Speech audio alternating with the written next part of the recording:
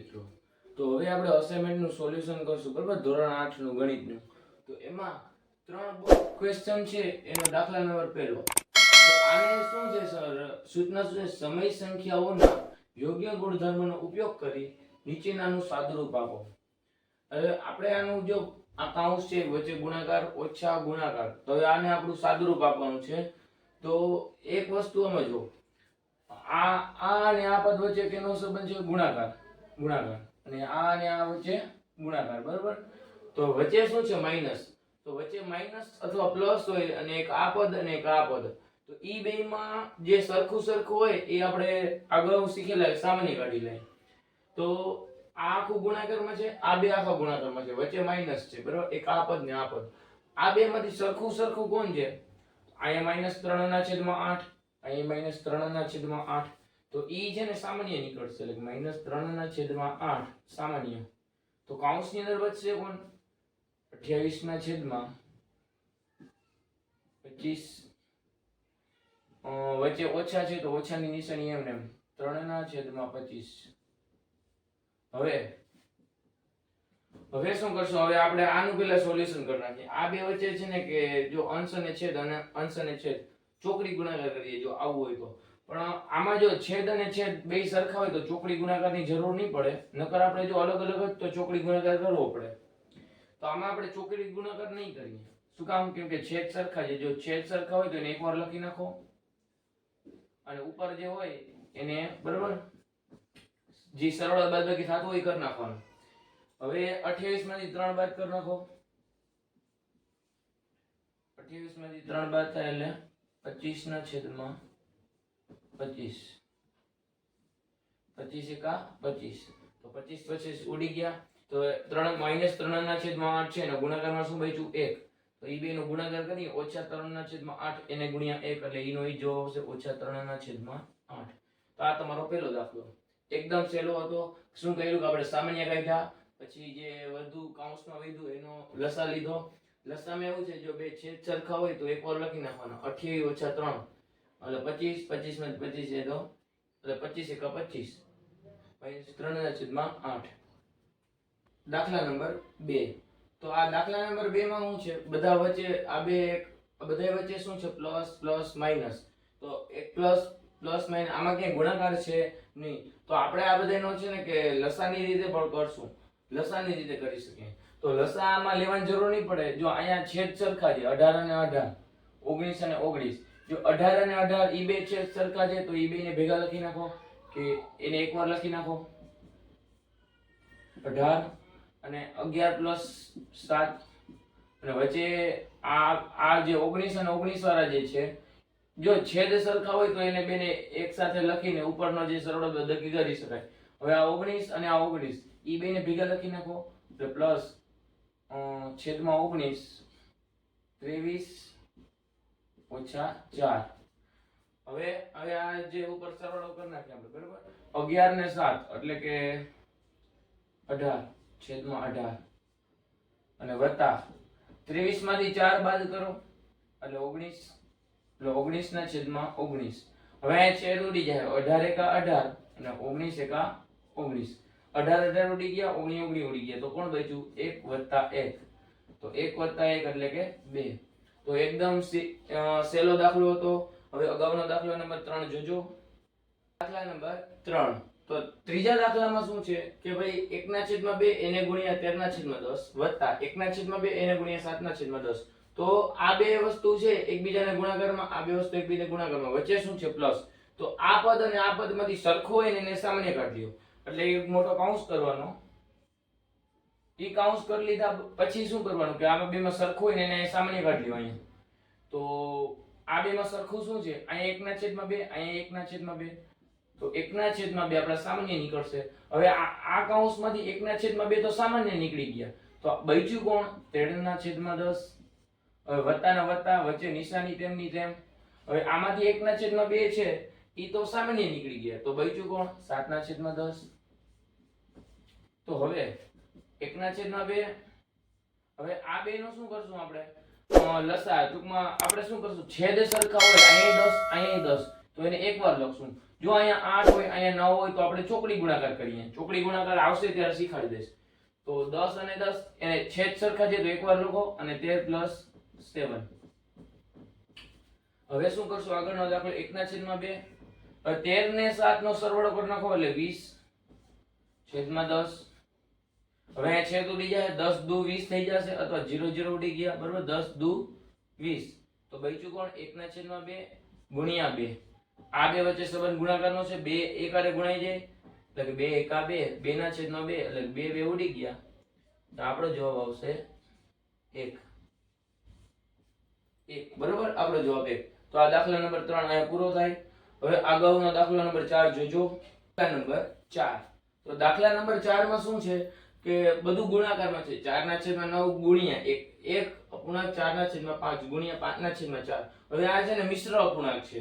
આને આપણે છે ને કે શુદ્ધ અપૂર્ણાંકમાં ફેરવીએ. પહેલે તમને ઈ શુદ્ધ અપૂર્ણાંકમાં ફેરવતા શીખવાડું એટલે સાઈડમાં જો સમજી લો કે 1/4/5. હવે આ જે મિશ્ર અપૂર્ણાંક છે ને એને કેવી રીતે આપણે શુદ્ધ અપૂર્ણાંક આના જેવું બનાવશું 5/4. હવે જો આ છેદમાં 5 છે ને અહીંયા એકારે ગુણાકાર કરશો અને 5 એકા આ 5 ને એકારે ગુણીએ એટલે 5 એકા 5. હવે આ બે વચ્ચે સરવાળાનો સંબંધ સમજવાનો એટલે 5 + 4 એટલે 5 એકા 5 અને 5 માં 4 ઉમેરો એટલે કે 5 + 4 છેદમાં 5 એમને એમ 5 ને 4 કેટલા થાય 9 9/5 એટલે આનો જવાબ આવ્યો બરોબર. આ 9/5 શું કર્યું 5 એકા 5 5 ને 4 9 એટલે 9/5 તમે એમ સીધા લખી શકો અને વચ્ચે આ સ્ટેપ પણ કરી શકો. તો બસ આ વસ્તુ અહીં લખું છું કે 4/9 ગુણ્યા હવે આને શું કરશું 5 એકા 5 5 માં 4 ઉમેરો તો 5 માં 4 ઉમેરી તો કેટલા થઈ જાય 9/5. આ છેદ એમનો એમ જ ગુણાકારમાં જે છે ઈ ગુણાકારના સંબંધમાં લખી નાખ્યું 5/4. હવે છેદ ઉડે તો ઉડાડી નાખીએ કે 9 એકા 9 5 એકા 5 4 એકા 4. હવે બધું છેદ ઉડી ગયા બધામાં 1 ગુણ્યા 1 ગુણ્યા 1 ગુણ્યા 1 તો આ ત્રણ એક નો ત્રણે ગુણાકાર કરીએ તો જવાબ આવશે 1. તો આ દાખલો 4 પૂરો. હવે અગાઉનો દાખલો 5 જરૂર જોજો. નંબર 5. હવે આ 5 માં દાખલામાં પણ સેમ છે બધું ગુણાકારના સંબંધમાં છે. જો ગુણાકારનો સંબંધ હોય તો તમે સીધા છેદ ઉડાડી શકો. જો વચ્ચે સરવાળા બાદબાકી હોય તો છેદ ઉડે નહીં. તો આપણે હવે આના ગુણાકાર બરોબર સીધા છેદ ઉડે ના ઉડાડીએ. આ દાખલો અહીંયા જ એક જ સ્ટેપમાં પતી જાય પણ આપણે એમ ટૂંકમાં એમ ખીચડો નથી કરવો. આપણે બરોબર એક એક ના પ્રોપરલી છેદ ઉડાડીએ. હવે જો અહીંયા છેદમાં 5 છે તો અહીંયા 5 છે તો 5 એકા 5. હવે અહીંયા 6 છે તો અહીંયા 6 છે તો 6 એકા 6. હવે કોણ બચ્યું તો કે 8/17 બચ્યા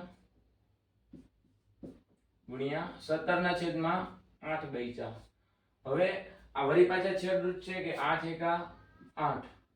આ એક ને ગુણાકારમાં લખો કે ના લખો ચાલશે 17 એકા 17. હવે 1 ગુણ્યા 1 એટલે કે 1 ગુણ્યા 1 કરશો કેમ કે આયા 1 ને આ 1 પછી ગુણાકારની નિશાની એટલે 1 ગુણ્યા 1 એટલે કે 1. આ તમારો જવાબ. તો દાખલા નંબર 5 સાવ સહેલો હતો બરોબર. હવે દાખલા નંબર 6. હવે દાખલા નંબર 6 માં શું છે બધા વચ્ચે સરવાળા છે એટલે કે આપણે છે ને કે સીધા અહીંયા છેદ નહીં ઉડે એટલે શું કરશું જે સરખા સરખા પદ વાળા હોય જે બાજુમાં લખી લે પહેલા આપણે 2/11 અને છેદ સરખો હોય ને એને બાજુમાં લખી લે +9/11. હવે આને તમે ક્રમ બરાબર બદલાવી નાખો પણ નિશાની ચેન્જ નહીં કરવાની. 5/13 એ પ્લસ છે તો પ્લસ જ રહેવા દેવાના.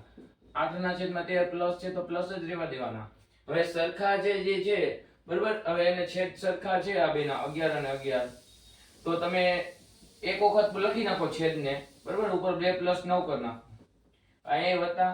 હવે જો છેદ સરખા છે 13 તો 5 + 8 કરી નાખો. જો હાવ સહેલું છે બરાબર. 11 2 11 11 હતા તો છેદમાં 11 2 + 9 13 અને 13 હતા તો 13 5 + 8.